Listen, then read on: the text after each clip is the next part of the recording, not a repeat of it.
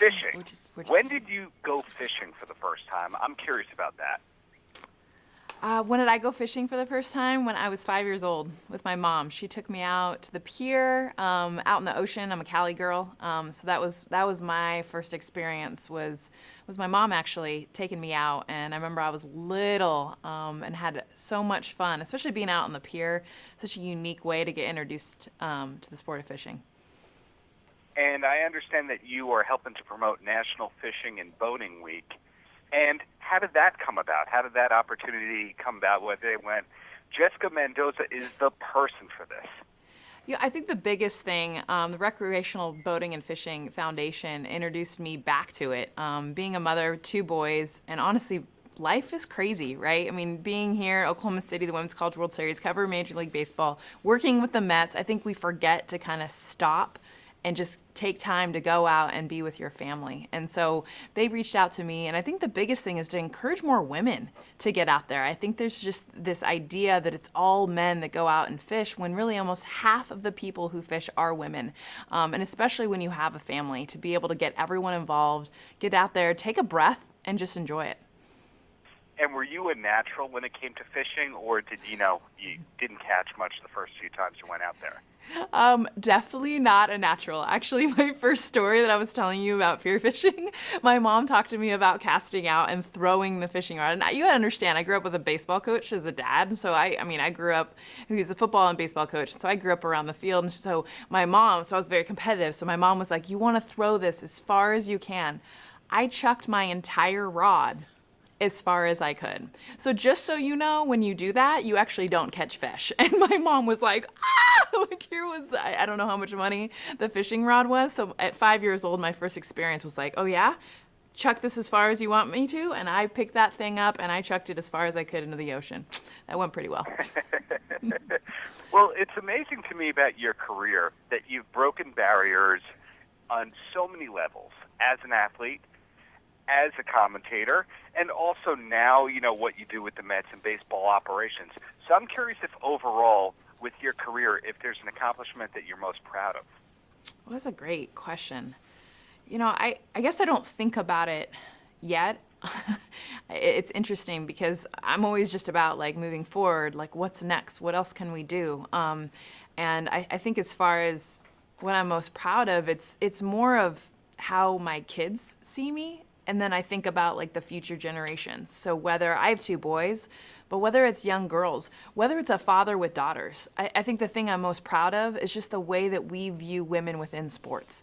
And whether it's a landscape of being a female athlete, whether it's the landscape of being male sports and how women are able to cover it, I think it's just so important to me when I get my own kids that see a female and their mother as someone that's going out and doing things that really just should be normal. And more importantly for me is to see young girls do the same.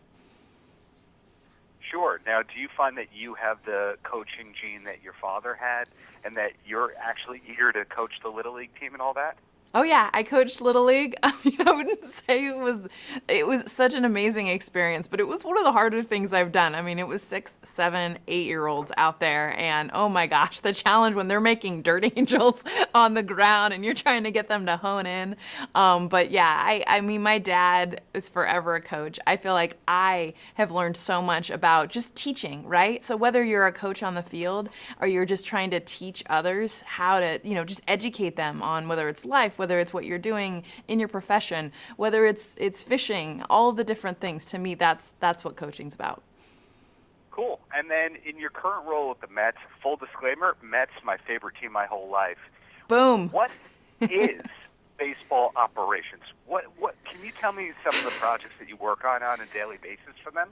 Well, right now it's draft. We got the draft coming up on Monday, and I was just with the Mets this past Monday, actually, in LA. They were playing the Dodgers and sitting with Brody Van Wagenen and talking some of the guys that are out there, how the process works, where we're at drafting in the rounds, and not just the first round, but you look at the third rounds and after, how many of the gems come out of there. So today, that's really what the focus is on, and it changes. That's what I've noticed is week to week to week, and with the Mets, week to week to week, it can change drastically.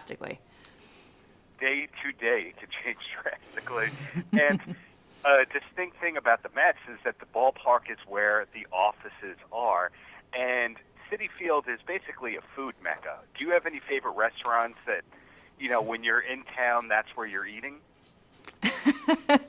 I love that Shake Shack made its way to Citi Field. I thought that was pretty cool. I actually think Citi is pretty much one of the best places to eat. I think they have some lobster roll or something that was really cool out in the outfield. I mean, it's New York City, though. I mean, there are so many different places. And I think about how much I love. I'm actually going to be there this weekend covering the Yankees, and we have one of our Get Off the Hook pop-up shops that we have, these outdoor shops where, I mean, think about this. In Manhattan, people can come and learn how to fish, and they're awesome. I took my kids to one, and they've got like how to bait, how to fish. I mean, you can fish in New York City. I mean, that to me is really cool. And takemefishing.org is the best place to go to check out all the different outdoor pop-ups that we've got all around the country. Absolutely. So beyond what we've talked about with the work that you do with ESPN and the Mets and National Fishing and Boating Week, have I missed anything in your life? Is there something that you wish that I did ask you about? I mean, to me, being here at the Women's College World Series is pretty cool. So covering Major League Baseball, I got Yankees, Red Sox Sunday, but right now, I mean, we have Oklahoma State, UCLA, Arizona tonight on ESPN. I mean, it's cool to be able to go back and forth between the men's game and the women's game, and that to me is the ultimate. Cool. And two last questions, please. First is, what's the last concert that you attended? The last concert I attended, oh my goodness. Dave Matthews Band, I would have to say. Rockin' with Okay. Dave. Yeah. Does that work for you? That works for me. And finally, Jessica, any last words for the kids?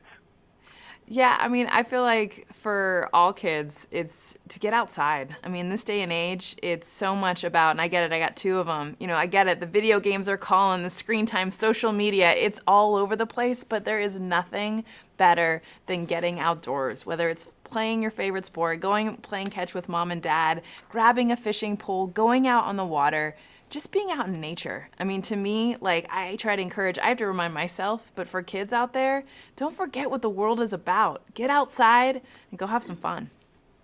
Right on. Thank you very much for your time. Have a great rest of the day. Thanks, you too.